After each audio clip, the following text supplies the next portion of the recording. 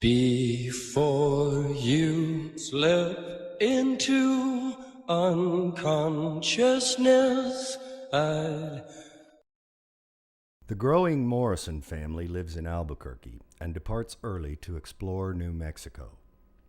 Jim Morrison remembers being in a car with his parents and grandparents driving through the desert at dawn. He made sure we were all quiet at the beginning so we could tell the story without interruption. We had come back from a day of shooting. We were shooting Highway. Jim was, of course, acting in it. Paul was running the camera. I was the assistant director. All the other tasks. Babe was doing the sound. One evening, it was the day that we filmed the dead coyote on the highway. We came back to the room and started to talk about the cop who was in the scene and the dead coyote, and then the conversation got into death, fear, what happens when children have that happen to them, and eventually Jim told the story. Suddenly, the car slows and the child understands that a truck carrying Indian workers has overturned. He senses, more than knows, one or more of the workers are dying. I think that Jim, when he was reciting that story that night, was impelled to tell the story because of the emotion that he was living through because of seeing this animal on the highway that we had filmed for Highway. And I think that emotion carried through for the rest of the day of filming and into the evening, and he unburdened that emotion by telling us the story of Dawn's Highway. The name of the bus line was the Boosters Bus Line. And I didn't expect this bus to pass me, but I was on my side. But since the road at that wasn't that wide, he didn't have enough space. He caught me with the front part of the bus, which is a lot wider when the doors are, and it hit the truck in the back and turned me over. And the truck went over the fence. He wasn't on the highway, over the fence on the side of the road. I'd say maybe 25, 30 feet away from the highway. That's where the truck turned over and lost all the passengers that they had. And that's how they got hurt. Jim Morrison sees human beings dying for the first time. He recalled, "It's my first reaction to death. And all of a sudden, these are redskins and they're just lying all over the fucking road, bleeding to death." His father and grandfather get out of the car, but he must stay with his mother and grandmother. He doesn't want to be restrained. He wants to help. Basilio Quintana, 67, of San Pedro, met death on State Road number 30, State Police Captain A.B. Martinez said, when a truck driven by Tony Montoya, also of San Pedro, left the road at a dip and overturned. But at the same time, he wants to shut his eyes. Morrison recalled, "I didn't want to look back. I'm just this little, like a child, is like a flower, man, and my head just floating in the breeze, man." Then there's something different, unlike anything else. Let's tell you, when that poor fucking coyote was dying on that highway, and that poor, silly, little, beautiful cop arrived, I loved him, man. He was a good cop, man. Oh, God, he really was. No bad vibes off that motherfucker, man. I swear, he looked like an Indian to me. I saw an Indian in his face. I did too, man. I saw him as an Indian. And you asked me why, I don't know, man. I really love Indians, you know.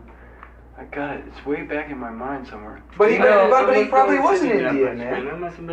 Well, he looked very, you know, you had to really look at him, you know. I did. I really looked at him. You know, the first time I discovered death,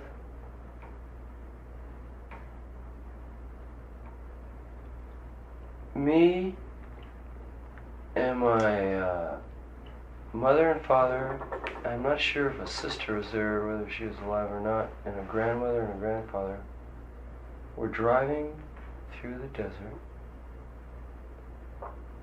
at dawn And a truckload of Indian workers had either hit another car or just, I don't know what happened. But there were Indians scattered all over the highway, bleeding to death. So the car pulls up and stops.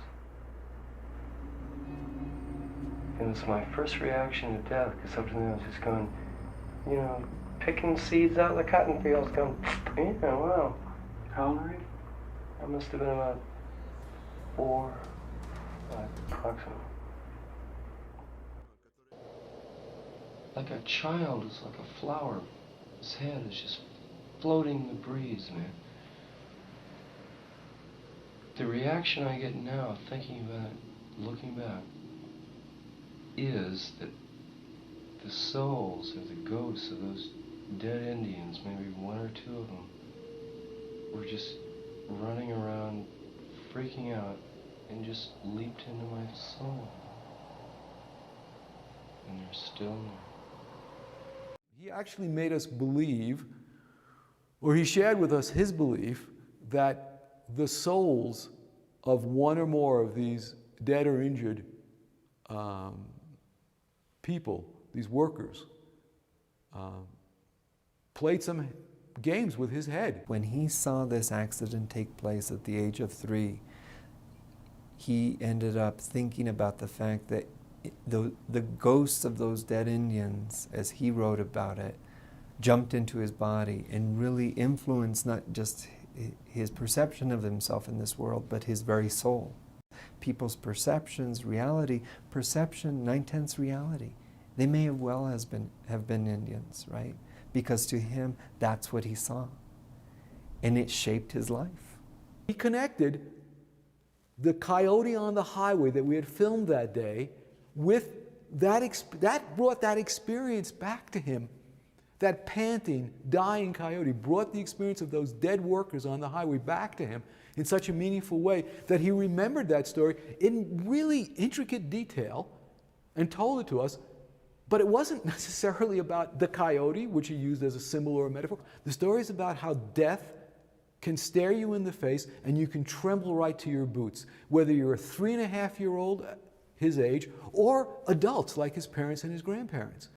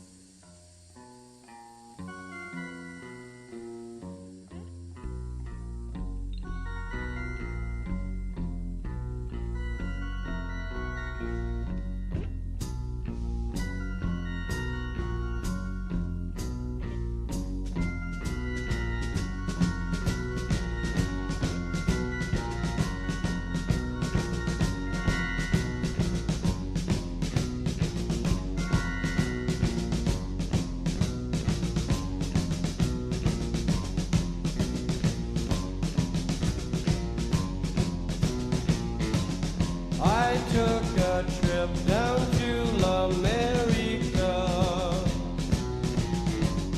You trade some beach for a pint of gold.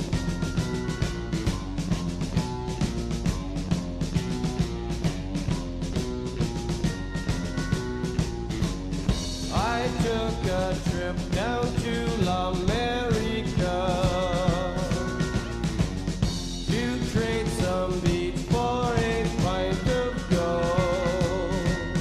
La America,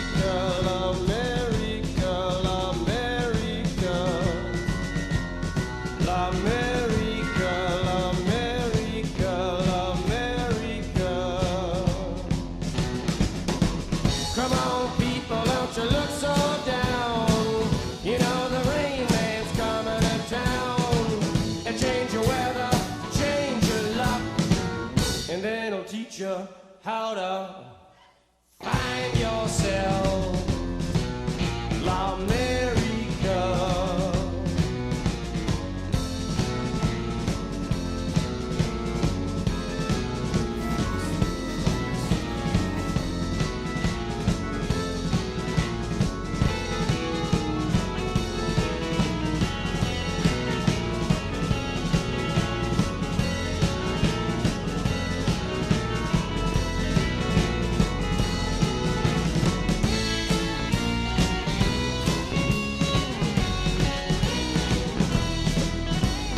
Friendly strangers came to town.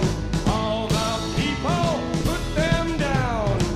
But the women love their ways. I come again some other day. Like the gentle rain. Like the gentle rain that falls.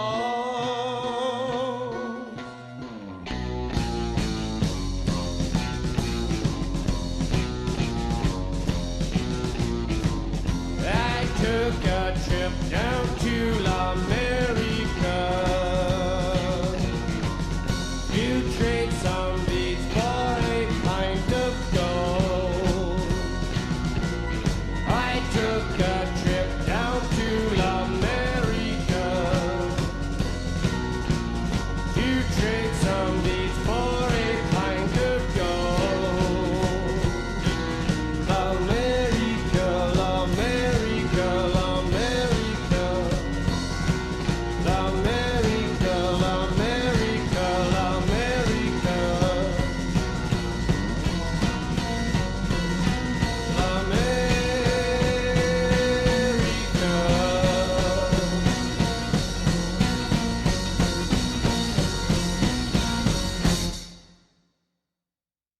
The experience colors Jim Morrison's understanding of all that had come before and all that would come after, which he clearly expressed in these questions. Is death beautiful, or is it nowhere? That is what I want to know. I mean, is it where it's at, or is it not where it's at? Why did you throw the